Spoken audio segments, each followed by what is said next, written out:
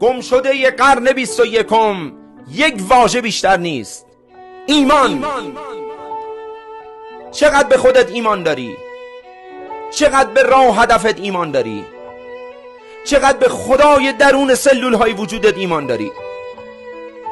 چقدر به توانمندی ها و استعدادهای خودت ایمان داری؟ از این دوتا صدا کدوم یک بیشتر در طول روز در وجود تو طنین انداز میشه؟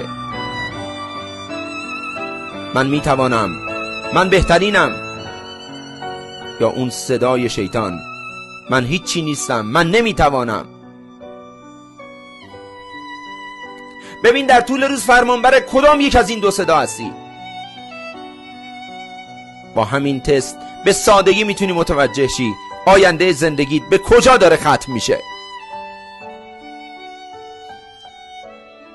وقتی که میگی من هیچی نیستم، وقتی که داری این همه توانایی و قدرت و عظمت خداوند وجودت رو نادیده میگیری، داری آب دهان میندازی تو صورت خداوند.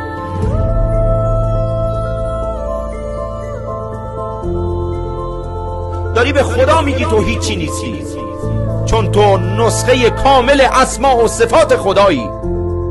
وقتی که خودتو فراموش میکنی داری خدا رو فراموش میکنی. از امروز تمرین کن، این تمرین بسیار بسیار شگفت انگیز رو انجام بده. هر کاری که میخوای انجام بدی نگو من انجامش میدم، بگو ما انجامش میدیم.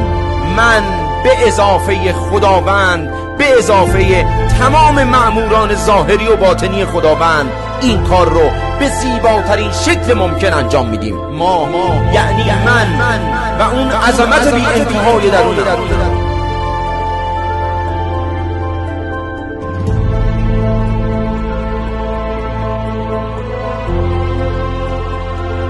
من به اضافه اون دانشمندترین دانشمند درون وجودم. ما پیروزیم. انا فتحنا لک فتحا مبینا. انا فتحنا لک فتحا مبینا.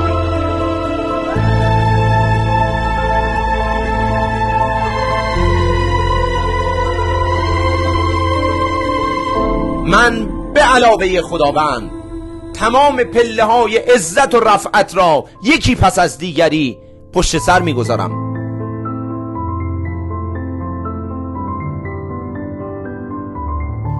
اگر تا امروز از این خدای با عظمت درون وجودت استفاده نکردی، باش عشق بازی نکردی، از قدرت و عظمتش سودی نبردی،